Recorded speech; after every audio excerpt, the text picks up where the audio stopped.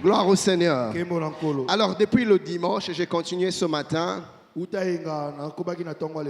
sommes en train de parler d'un certain nombre de choses, les attentes de Dieu sur nous par rapport à ce programme.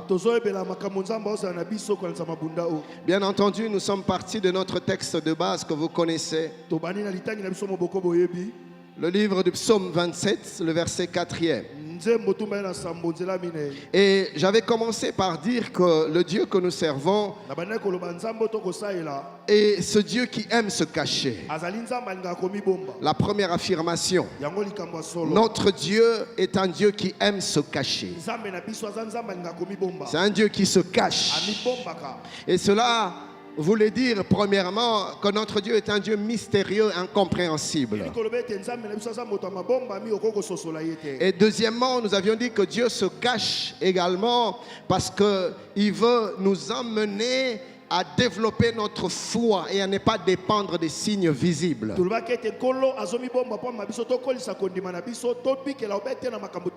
Si tu n'étais pas là dimanche, ce matin non plus, je t'encourage à aller sur la page de l'église ou sur notre chaîne YouTube, écouter et réécouter ce message. Aujourd'hui, je vais continuer plutôt parce que je l'avais déjà abordé. Nous disons que Dieu se cache pour nous amener à la maturité spirituelle. Et il arrive des moments d'épreuve où on a comme l'impression que Dieu est silencieux.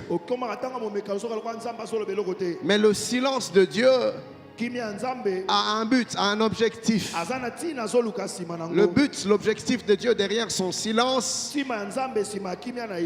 qui du reste n'est qu'un silence apparent. C'est que Dieu veut nous amener à plus de croissance, à plus de maturité. Voyez-vous, chers bien-aimés, quand on traverse des moments difficiles, on a tellement besoin que le Seigneur intervienne. On a besoin que l'épreuve s'arrête rapidement. Mais il y a un piège dans lequel le diable cherche à nous faire tomber. C'est celui de focaliser notre attention sur ce qui nous manque et nous détourner de la personne de Dieu.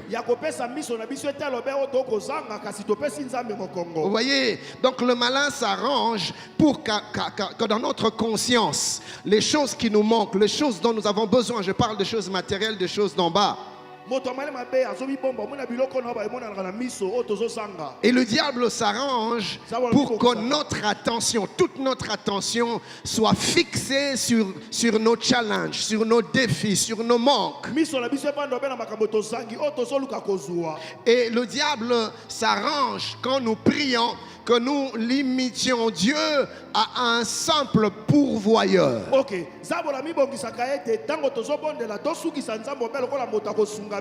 Et Église du Seigneur, nous sommes mis à nous approcher de Dieu comme on s'approcherait d'un féticheur. C'est-à-dire que la personne du féticheur ne nous intéresse pas. Je n'ai pas besoin de développer une amitié avec le féticheur ou le marabout. Non, je n'ai pas besoin de m'inquiéter de sa vie. Est-ce qu'il est content ou pas, il a mangé ou pas. Ce n'est pas mon problème. Tout ce dont j'ai besoin, c'est de lui donner tout ce qu'il a exigé. Et j'attends que lui aussi me donne ce dont j'ai besoin. Et dès que le deal est conclu, il me donne ce que je veux. Je lui donne ce qu'il a exigé. Et notre histoire s'arrête là. Malheureusement, plusieurs chrétiens aujourd'hui s'approchent de Dieu de la même manière. Ils n'ont pas le temps de développer une véritable communion avec Dieu. Nous n'avons plus le temps de développer une véritable relation avec Dieu. Tout ce qui nous importe, c'est ce que nous pouvons tirer de lui. C'est ce que nous pouvons tirer par lui. C'est ce que nous pouvons tirer en lui. Oh, Église du Seigneur, le temps est arrivé où nous devons arrêter d'exploiter Dieu. On n'exploite pas Dieu. Mon ami, on n'exploite pas Dieu. Arrête d'exploiter d'exploiter Dieu. Arrêtez d'exploiter Dieu. Je veux te dire pourquoi et comment tu exploites Dieu. Je veux te donner la preuve que tu exploites Dieu. Regarde comment tu réagis quand Dieu te donne. Regarde comment tu réagis quand Dieu exauce ta prière. Tu t'éloignes de Dieu parce que Dieu n'avait jamais été véritablement ton intérêt. Ton intérêt, c'était la chose que tu pouvais puiser en Dieu. Et une fois que tu l'avais eu, une fois que tu avais obtenu ton intérêt, tu t'es littéralement détourné de Dieu. Dieu, en fait, c'est une histoire de temps en temps. Parce que je voulais le mariage, j'ai déjà eu le mariage. Je voulais les enfants, j'ai déjà eu les enfants. Je voulais le travail, je voulais le voyage, je voulais les finances, je voulais les richesses. J'ai déjà eu ces choses. Et tu deviens absent dans la présence de Dieu. Pas d'intérêt particulier pour Dieu. Dieu, c'est devenu une affaire à des moments, à des temps circonstanciels. Quand j'ai un temps libre, je vais voir, je sais que c'est Bunda, mais je vais voir si je pourrais avoir un temps libre. Mais souviens-toi de l'année passée, tu étais à Bunda. Souviens-toi de l'année d'avant, tu as prié, tu étais ici présent. Et Dieu t'a exaucé. Au lieu que l'exaucement te connecte, te rapproche de Dieu, l'exaucement t'a détourné de Dieu. L'exaucement t'a éloigné de Dieu. Pourquoi? Parce que nous exploitons Dieu. Nous n'avons que faire de Dieu. Tout ce que nous voulons, c'est que nous pouvons tirer en Dieu. Bien aimé, je suis venu dire à quelqu'un ce soir, arrête d'exploiter Dieu. Bunda n'est pas un lieu où nous venons exploiter Dieu. Le temps est venu où tu dois arrêter de te servir de Dieu, mais plutôt servir Dieu. Le temps est arrivé, mon ami, où tu dois arrêter d'utiliser Dieu. Tu utilises Dieu pour ta cause. Tu utilises Dieu parce que tu es malade. Comme une tablette, comme un comprimé. Le médecin qui te l'a prescrit. Et puis tu cours dans la pharmacie.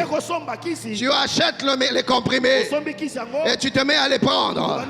Mais une fois que tu te sens bien, qui se rappelle encore du nom du dernier médicament qu'il avait eu quand il était malade? On n'a même pas le temps. On n'a pas le temps de nous intéresser même au nom du médicament que nous prenons. Vous savez pourquoi? Je me fiche complètement, éperdument. Je m'en fous du médicament. Tout ce dont j'ai besoin, c'est ma guérison. Si cette affaire peut me guérir, ça me suffit. Mais l'affaire elle-même, je n'ai que faire. Je prends et je me sens bien et j'oublie. C'est fini. Je n'en parlerai pas. Je ne reviendrai pas.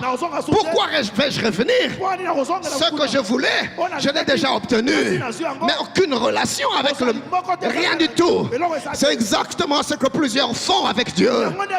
Ils utilisent Dieu comme un simple comprimé que les pasteurs prescrivent dans des genres de situations qu'ils traversent. Mais une fois que je suis guéri, une fois que je suis délivré, une fois que je suis exaucé, c'est comme une tablette. Je jette et j'oublie. Je suis venu dire à quelqu'un ce soir, le temps est arrivé où tu dois arrêter d'utiliser Dieu.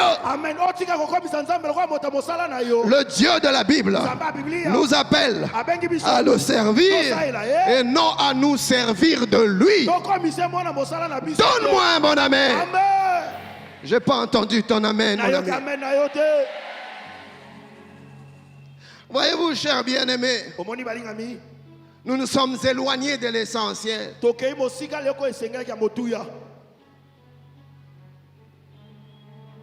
Dieu se cache également pour amener l'homme à la repentance. Oui. Tu t'es mis à emprunter une voie que Dieu n'approuve pas. Alors pour que Dieu t'aide à comprendre que tu es sur un mauvais chemin, qu'est-ce qu'il fait? Il commence à se retirer de toi. Il commence à se retirer de toi. Il commence à se faire rare. Il commence à devenir trop silencieux. Pourquoi? Parce que Dieu veut que tu comprennes que tu t'es éloigné de lui. Je ne dis pas tout, mais certains événements dans nos vies, des événements difficiles nous arrivent parce que Dieu veut nous ramener à lui.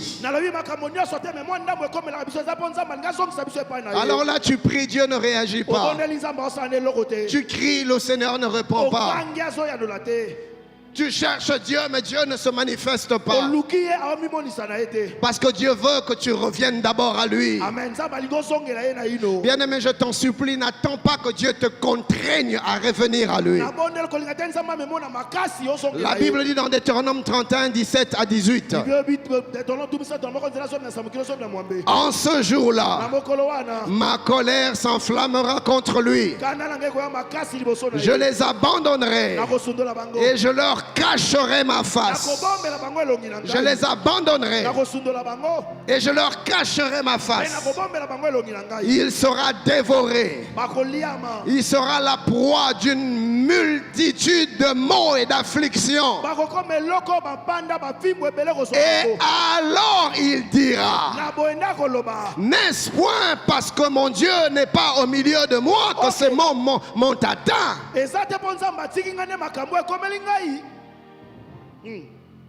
Et moi, je cacherai ma face en ce jour-là à cause de tout le mal qu'il aura fait en se tournant vers d'autres dieux.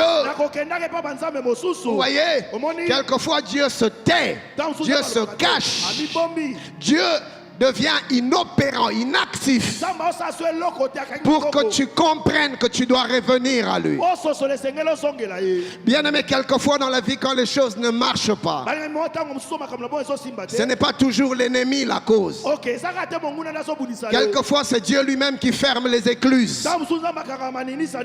Il ferme la porte de fiançailles. Il ferme la porte du travail. Il ferme les portes. Pourquoi? Dieu veut que tu comprennes qu'il te réclame. Amen.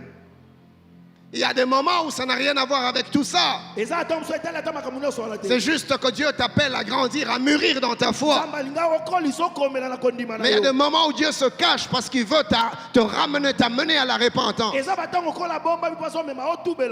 Donc, la première affirmation, nous avions dit que notre Dieu est un Dieu qui se cache. Et la deuxième affirmation, c'est que notre Dieu désire qu'on le cherche. Bien aimé, c'est la volonté de Dieu. C'est le désir de Dieu. C'est le soupir de Dieu. Il désire que nous puissions le chercher. Dieu veut que tu le cherches. Voilà pourquoi il se cache. Parce qu'il veut créer une soif en toi. Il veut créer un manque dans ton corps. Il veut créer l'envie de le chercher. Alors il se fera. Pas parce que tu as besoin de te repentir. Il se fera. Pas parce que tu as fait quelque chose de mal. Non. Dieu se fait désirer. Vous voyez, Dieu se fait désirer, je veux dire. Il veut que tu le désires. Il veut que tu soupires. Il veut que tu cherches. Amen. Dieu se cache parce qu'il veut que son peuple le cherche. Bien-aimé, durant ces 21 jours, cherche Dieu comme tu ne l'as jamais cherché. Dans Ésaïe 55, le verset 6e, la Bible déclare: cherchez l'Éternel pendant qu'il se trouve. Pendant qu'il se trouve. Invoquez-le tandis qu'il est prêt. Bien-aimé, j'aimerais te dire ce soir que c'est le temps de chercher Dieu. Amen. Et le temps est favorable. Bien aimé, la saison est bonne. La saison est favorable. Dieu est disponible. Dieu s'est disposé à se laisser trouver. C'est le temps de chercher Dieu. Ne te laisse pas distraire. Que rien ni personne ne te distrait. Applique-toi à chercher Dieu. Il est disposé à se révéler à quiconque le cherche. Et en cette saison, il nous appelle à le chercher. Bunda est une invitation divine à le chercher. Amen. Dans Osée 10:12, le prophète dit: il est temps de chercher l'Éternel. Il est temps de chercher l'Éternel. Et ceci est un moment favorable pour chercher Dieu. Je t'en conjure, mon ami. Oublie un peu tes requêtes. Oublie un peu tes besoins. Amen. Oublie un peu les choses qui ne marchent pas dans ta vie. Oublie-le. Oublie-le. Ce temps, c'est le temps de la quête de Dieu. C'est le temps de plus de Dieu. Ma soeur, oublie un peu ton célibat. Amen. Oublie un peu ta stérilité. Mon ami, oublie un peu ton chômage. Oublie.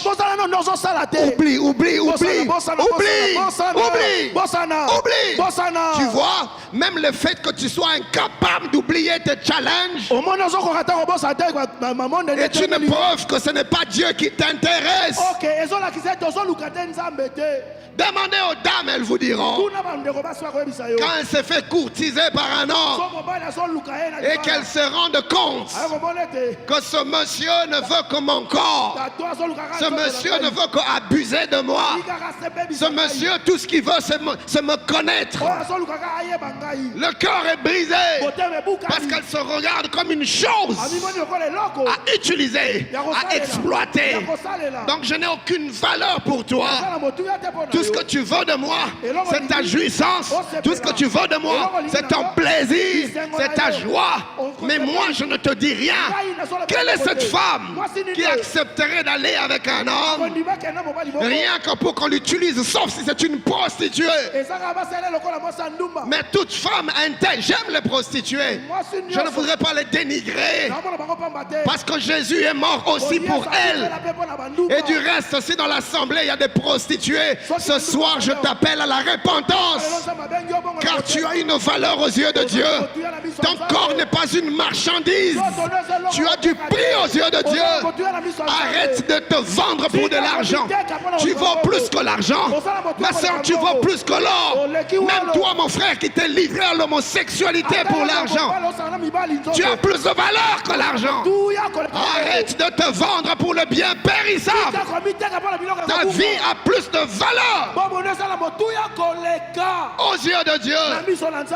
Mais je parlais de la femme normale, c'est-à-dire une femme intègre qui craint Dieu, qui se respecte et qui a une certaine dignité.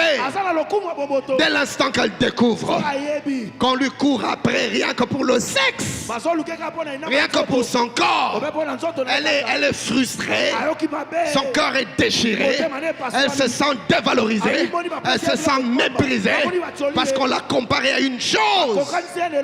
Et pourtant c'est ce que nous faisons avec Dieu. Nous ne nous approchons pas de Dieu par amour pour Dieu ou par désir de Dieu ou par soif de Dieu, mais nous nous approchons de Dieu parce que nous voulons l'utiliser, parce que nous voulons recevoir. Voilà pourquoi je t'en conjure, pendant ces 21 jours, je ne dis pas que nous ne devons pas prier pour nos besoins, mais mettons-les d'abord de côté. Ce n'est pas la saison de prier pour le mariage, ce n'est pas la saison de prier pour le voyage, ce n'est pas la saison de prier pour ces choses, c'est la saison de chercher Dieu. Osez dire, il est temps de chercher l'Éternel. Regarde ton voisin, dis-lui, cherche Dieu, cherche Dieu. Cherche Dieu, cherche Dieu. Cherche Dieu. Dans 2 Corinthiens 6, 2, l'apôtre Paul déclare: voici maintenant le temps favorable. Bien-aimé, le temps est favorable. Dieu se laisse trouver. Dieu se laisse découvrir. Dieu se laisse approcher. Le prophète Ésaïe dit, dans Ésaïe 55, 6, je suis dans la version français courant: recherchez le Seigneur pendant qu'il se trouve.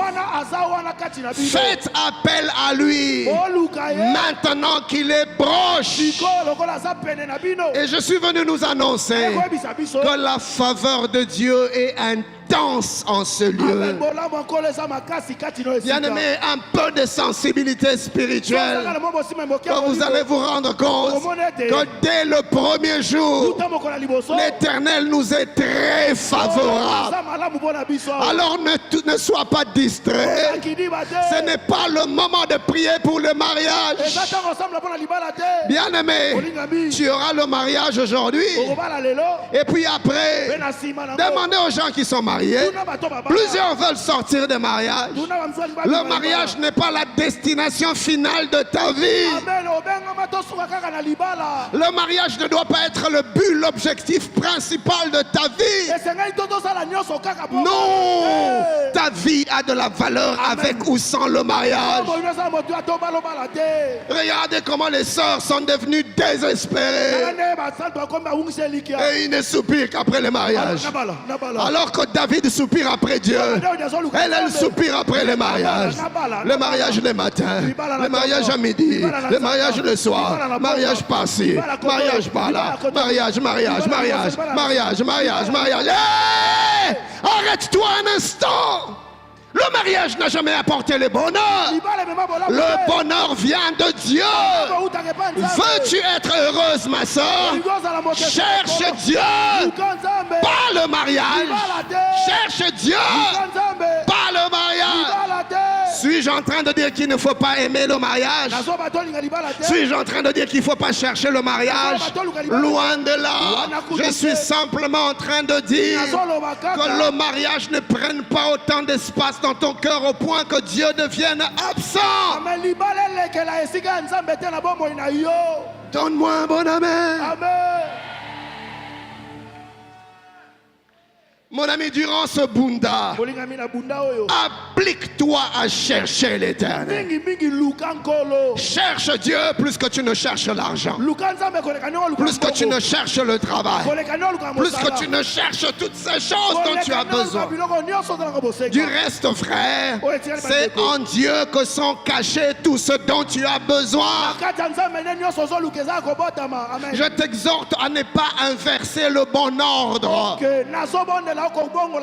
Ne renverse pas le bon ordre. C'est Dieu d'abord et tout le reste ensuite. Commencer par le reste te fait perdre Dieu. Mais commencer par Dieu te ramène le reste. Rappelez-vous de la parole du Seigneur. Dans Matthieu 6, 33, il dit: cherchez premièrement le royaume et la justice de Dieu et toutes ces choses. Quelles sont ces choses? Toutes ces choses: le mariage, le travail, le voyage, la maternité, les finances, les richesses, les positions, les promotions, la guérison, la délivrance. Bien-aimé, toutes ces choses, Jésus a fait la promesse. Il a dit toutes ces choses. Voyez-vous, Jésus n'a même pas voulu limiter les choses. Il a laissé une liste blanche. Il dit simplement toutes ces choses, sans les citer, sans les mentionner. De quoi dont tu as besoin? C'est des choses.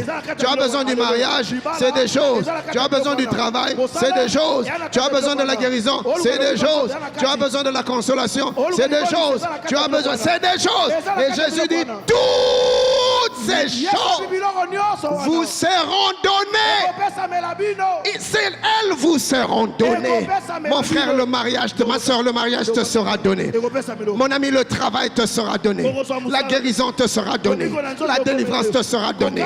Les richesses te seront données. La consolation te sera donnée. Toutes ces choses vous seront données. Elles vous seront données. Mais pas surcroît. C'est-à-dire qu'il faut qu'il y ait d'abord quelque chose pour qu'on dise surcroît, pour qu'on dise par-dessus.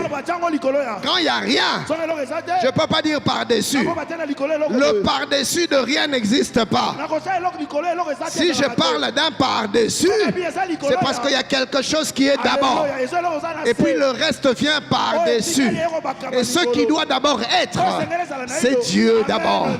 Dieu le matin, Dieu à midi, Dieu le soir, Dieu au travail, Dieu à la maison, Dieu partout, Dieu en tout temps, Dieu en toutes circonstances, Dieu en temps de joie, en temps de promotion, en temps de paix, mais Dieu dans le deuil, Dieu dans les pleurs, Dieu dans le manque, Dieu dans la maladie, Dieu en tout temps et Dieu en toutes circonstances. Je soupire dans mon cœur que Dieu nous donne encore aujourd'hui des hommes et des femmes qui vont garder Dieu, peu importe les événements. Quand la nomination viendra, ils gardent Dieu. Quand l'élévation viendra, ils gardent Dieu. Quand la tempête soufflera, ils gardent Dieu. Quand le deuil viendra, ils gardent Dieu. Quand la maladie viendra, ils gardent Dieu. En tout temps et en toutes circonstances, Dieu d'abord. Que Dieu nous donne des amoureux et des amoureuses de Dieu. Que Dieu nous donne des fous de Dieu. Des hommes et des femmes attachés à Dieu. Peu importe le temps, peu importe les événements, peu importe les circonstances, rien ne les bouge, rien ne les secoue, rien ne les détourne. Il reste à... Oh la natata la tia prate zaya. Des hommes et des femmes de la race d'Étienne. Étienne a aimé Dieu. Étienne a servi Dieu. Étienne s'est attaché à Dieu. Et cela lui a coûté la vie. Et le voilà sur le point d'être lapidé. Étienne ne s'est pas détaché de Dieu. Mais Étienne s'est rendu disponible à Dieu même à l'heure de la mort.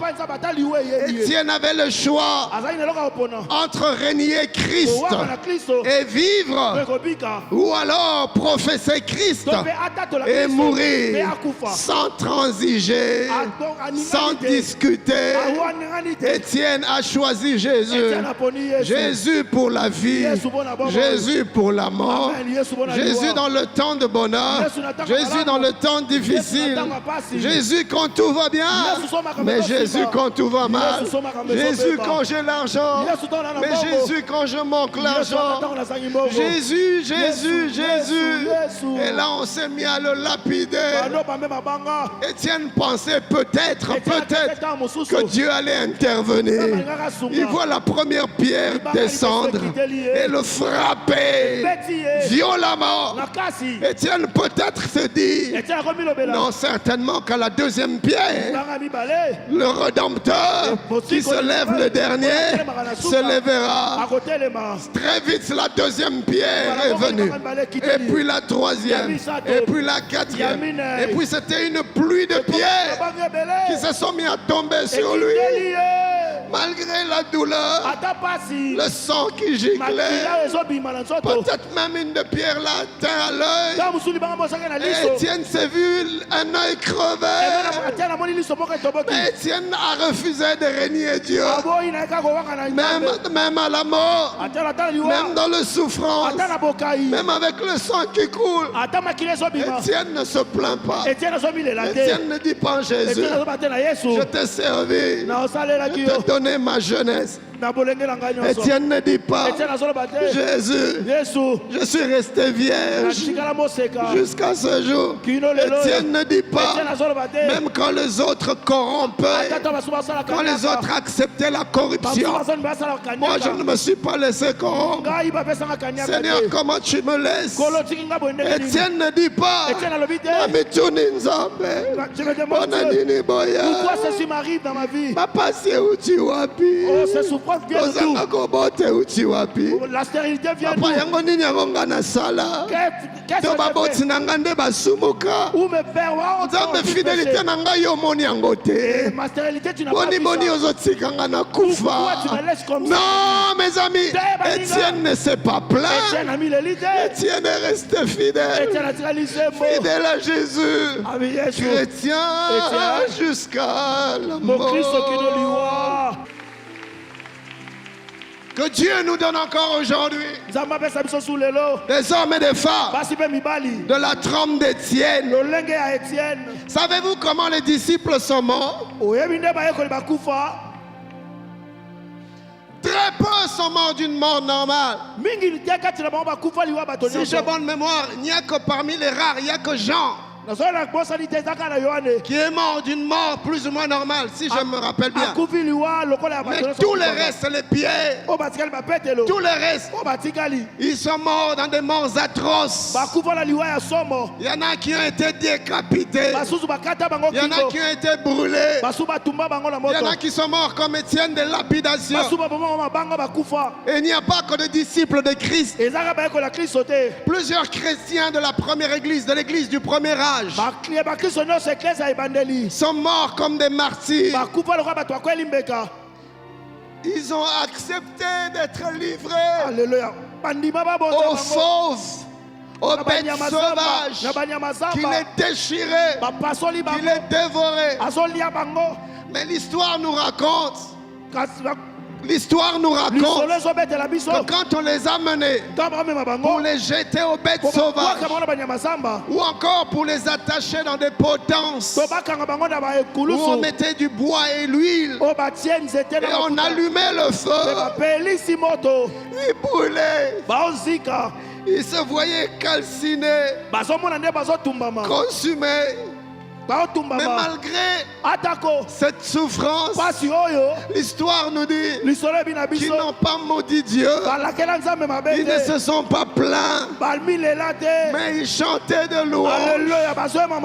Dans leur souffrance, ils chantaient de louanges. Ils chantaient de louanges. Dans leur manque, ils chantaient de louanges.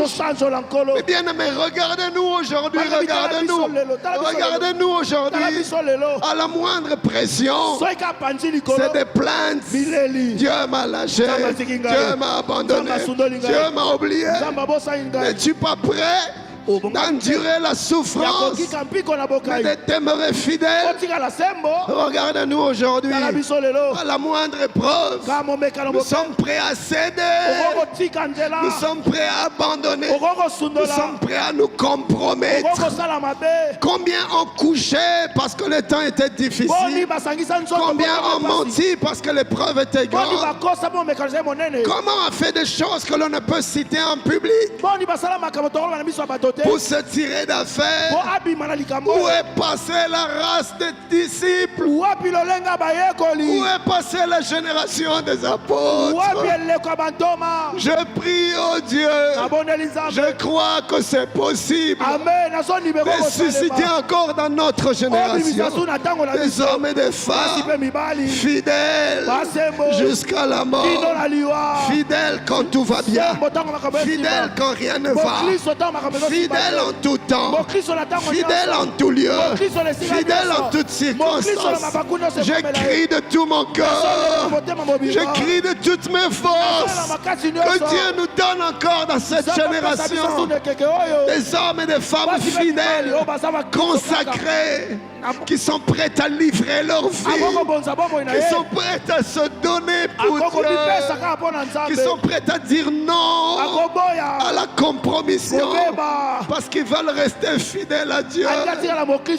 Mais regardez comment nous vivons. Dès que les choses deviennent compliquées, s'il faut que l'on monte, on est prêt à mentir. S'il faut... Oh Dieu! Et des fois, c'est des épreuves banales, des épreuves mineures. Mais déjà, la moindre pression, très vite, on est prompt à mentir. On est prompt à déformer la vérité. Parce qu'on est prêt pour se tirer d'affaire. Où est partie la race d'hommes et de femmes fidèles? Le prophète décrit: les hommes pieux s'en vont. Où sont les hommes pieux? Église du Seigneur, qu'est-ce qui nous est arrivé? Qu'est-ce qui nous est arrivé? Comment en sommes-nous arrivés là? Le christianisme aujourd'hui est un christianisme qui foule aux pieds la gloire de celui qui est mort à la croix. Nous avons piétiné l'œuvre de la croix.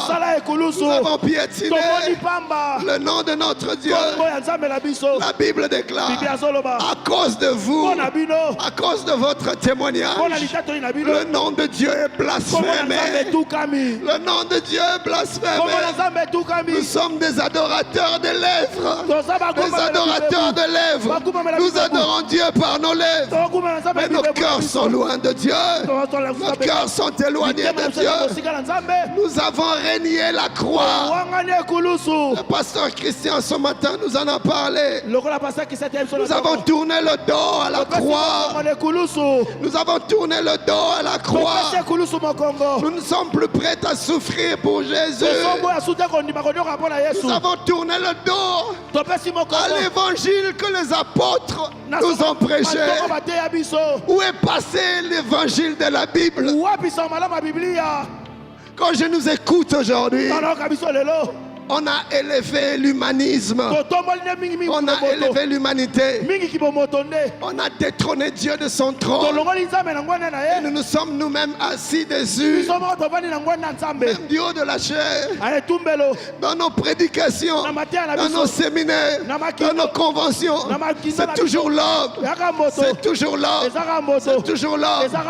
Je vois ton voyage. Je vois ton mariage. Dieu va te bénir. Dieu va te visiter. C'est toi, c'est toi, c'est toi. C'est moi, c'est moi, c'est moi. C'est l'homme, c'est l'homme, c'est l'homme. On a mis l'homme au centre de l'évangile. L'homme n'est pas le centre de l'évangile. Il n'y a qu'une seule personne qui est le centre de l'évangile, qui est digne d'être prêché. C'est Jésus. Jésus de Nazareth. Celui qui s'est donné à la croix. Église du Seigneur, j'écris de toutes mes forces: revenons à l'évangile. L'évangile que nos pères nous ont enseigné. L'évangile que nos pères nous ont prêché. Revenons à la Bible, à la loi et au témoignage. À la loi et au témoignage. Si l'on ne parle pas ainsi, il n'y aura pas d'aurore sur le peuple. Il n'y aura pas d'aurore sur le peuple. Revenons à l'évangile. L'évangile de Christ. L'évangile de Paul. L'évangile de Pierre. L'évangile de Jean. Lisez la Bible. Lisez les évangiles. Lisez les actes des apôtres. Montrez-moi là où Paul a pris tout un enseignement. Dire aux gens: vous allez vous marier, vous allez prospérer. Lisez l'épître de Pierre. Montrez-moi où est l'évangile social dans la Bible. Ça n'existe pas, car cet évangile ne vient pas de Dieu. L'évangile de la prospérité ne vient pas de Dieu. L'évangile social ne vient pas de Dieu. Bien-aimés, revenons à la Bible. Cherchons Jésus. Parlons de Jésus. Prêchons Jésus. Jésus. Ramenons les gens à Jésus. Tournons nos regards vers Jésus. Prédicateur de la parole. Tu es en train de faire du mal à l'église. L'homme n'est pas le centre de l'évangile. C'est Jésus. Jésus de la croix qui est le le centre de l'évangile. Prédicateur, le temps est arrivé où nous devons tourner les yeux du peuple vers le ressuscité du troisième jour. Celui qui en est digne, celui qui est digne d'être prêché, celui qui est digne d'être enseigné. Jésus.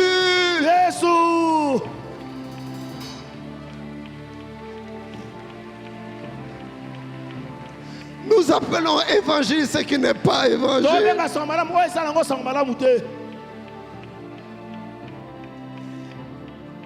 Nous avons élevé maman, la richesse, et on ne parle que de richesse dans nos églises. Richesse, richesse. Dieu va te donner l'argent, cette clé pour percer financièrement. J'ai vu même des hommes de Dieu qui se sont fait des spécialistes en finance.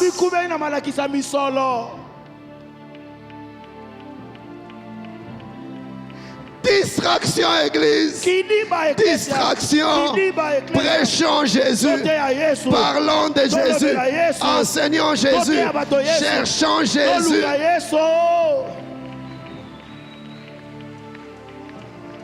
Et la Bible dit, c'est Jésus qui parle. Il dit, si quelqu'un veut venir après moi, qu'il renonce à lui-même et qu'il se charge chaque jour de sa croix et qu'il me suit. Et dans Luc 14, 33, c'est-à-dire un peu plus loin, Jésus dit, quiconque d'entre vous ne renonce pas à tout ce qu'il possède ne peut être mon disciple. L'église aujourd'hui, nous ne voulons pas renoncer à ce que nous avons. Nous ne voulons pas renoncer à nos richesses. Nous ne voulons pas renoncer à nos mariages. Regarde ton incapacité à prier 5 minutes pour chercher Dieu. Tu es incapable, de faire une journée sans rien demander. Tu es incapable parce que tu as du mal à te détacher, à renoncer à tes désirs, à renoncer à tes besoins. Jésus dit, si tu ne renonces pas, tu n'es pas digne de moi. À midi, le pasteur Christian nous a dit, nous sommes devenus des ennemis de la croix. Nous avons perdu le message de la croix. Le temps est arrivé où nous devons revenir à la croix. Là où il n'y a pas de croix, il n'y a pas d'évangile. Nous devons être des hommes et des femmes prêts à souffrir pour Jésus. Prêts à souffrir. Prêts à manquer pour Jésus. Amen.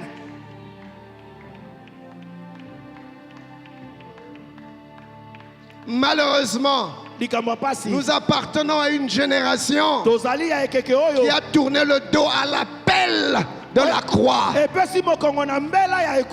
Ça, c'est un mal que j'ai vu dans ma génération. Nous avons rejeté la croix. Nous avons rejeté l'autel.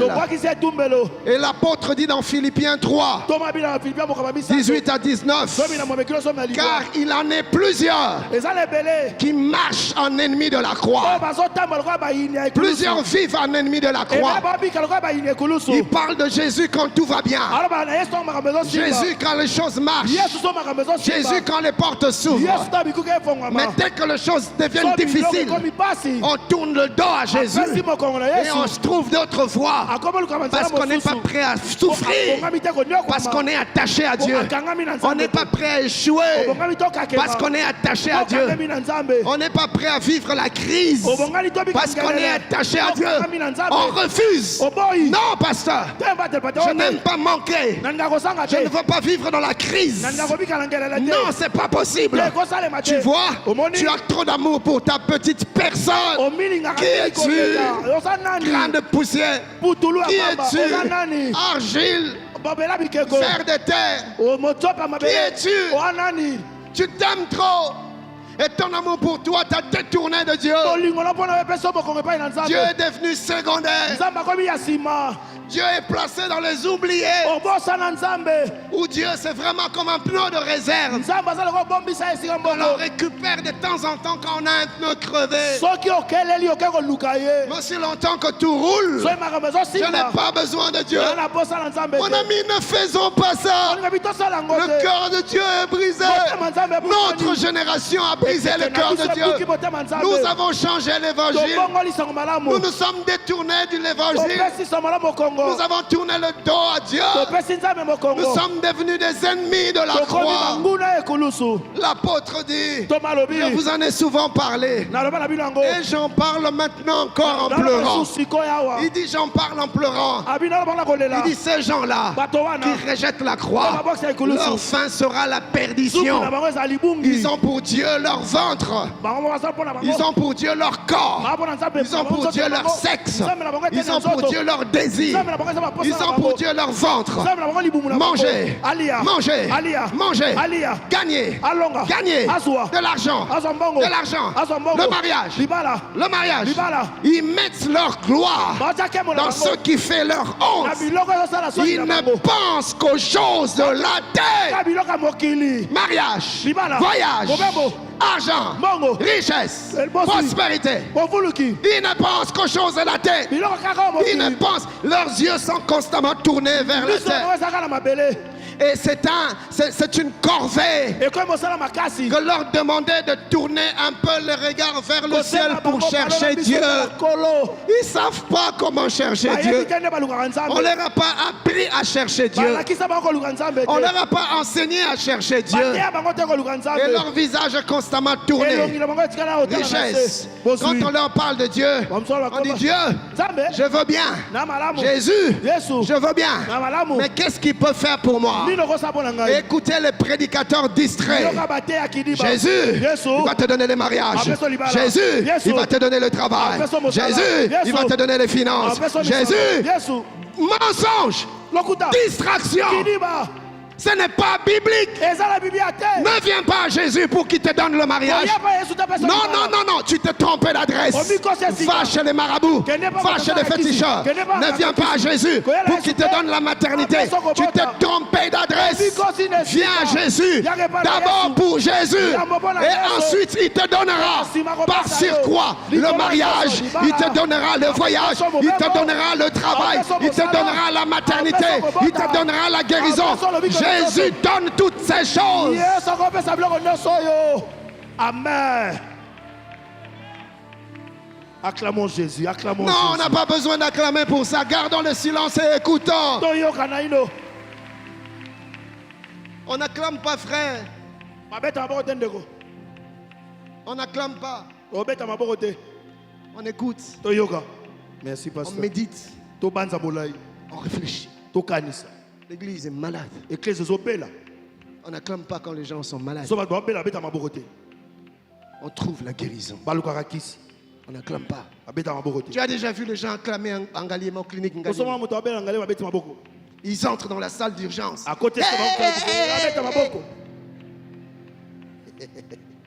Aux soins intensifs, tu as vu qui acclamait? Mais à la maternité, on acclame.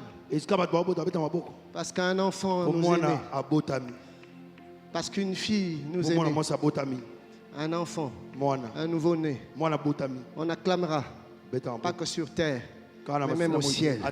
On acclamera. Quand les uns et les autres nous reviendrons à l'essentiel.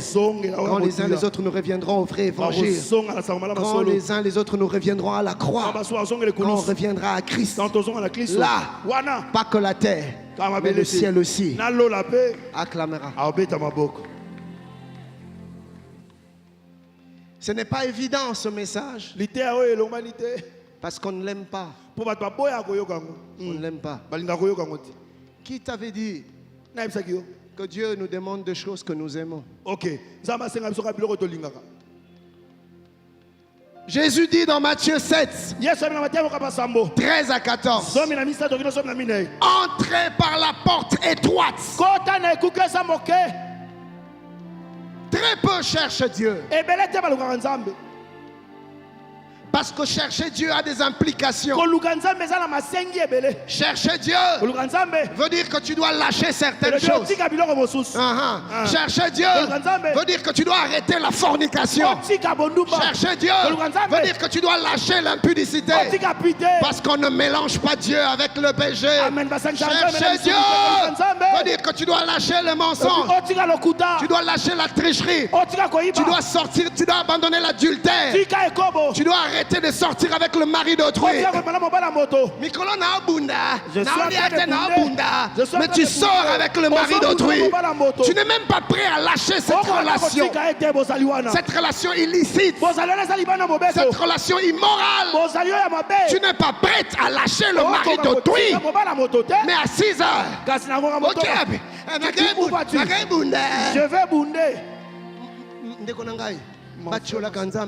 On ne se moque pas de Dieu. Tu te moques de Dieu. Tu te moques de Dieu. Tu te moques de Dieu. Tu te moques de Dieu. Tu ne veux pas renoncer à la vie de péché.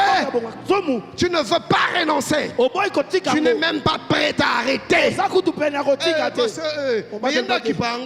Celui qui s'occupe de moi. Tu penses que toi tu n'es pas intelligent.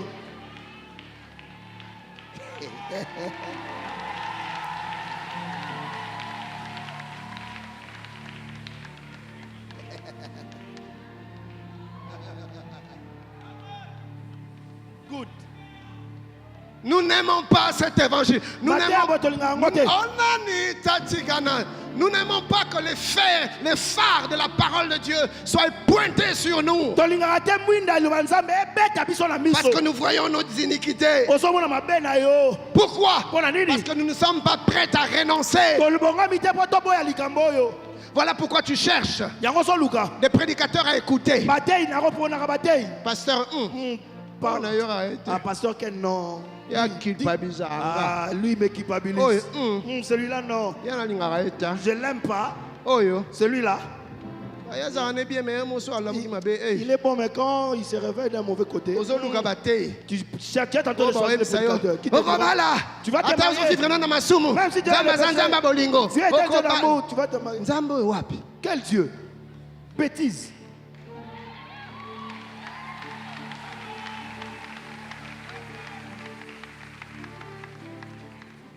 Nous n'aimons pas cet évangile. Nous n'aimons pas.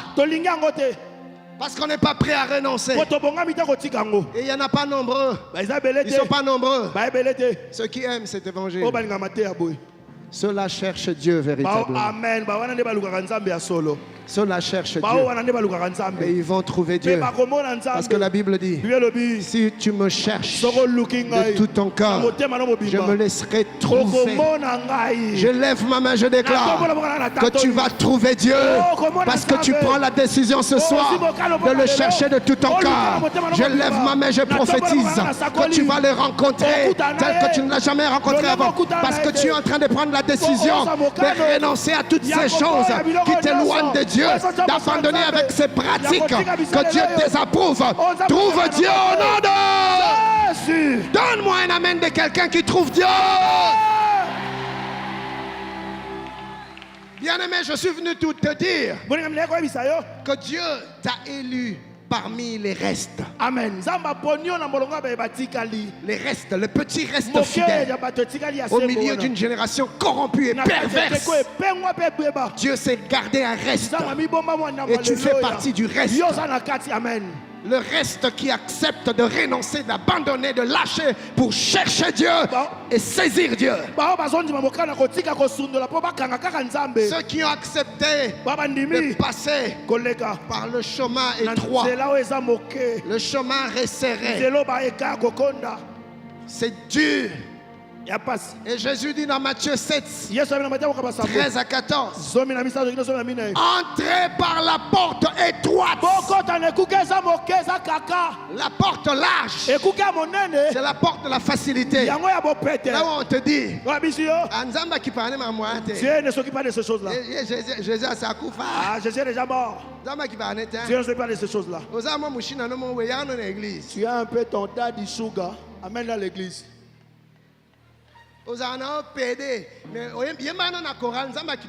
tu es homosexuel, chante à toi. Dieu est un Dieu de grâce. Ça, c'est large. Mais Jésus dit entrez par la porte étroite. Écoutez, il dit car large est la porte. Spacieux, large, spacieux est la porte, le chemin qui mène à la perdition. Écoutez, Jésus dit, et il y en a beaucoup qui entrent par là. Beaucoup, bien-aimé, je t'en conjure, ne sois pas parmi les beaucoup, sois parmi le reste. Donne-moi un bon amen. Donne-moi un amen des restes. Et puis au verset 14e, Jésus dit, mais étroite et la porte resserrée et le chemin qui mène à la vie. Et il y en a peu qui le trouvent. Peu qui le trouvent.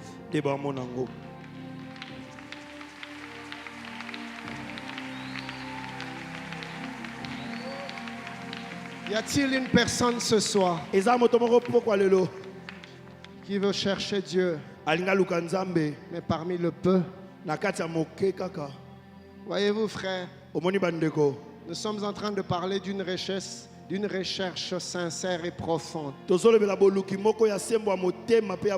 on ne fait pas semblant de chercher Dieu, où on ne joue pas un rôle,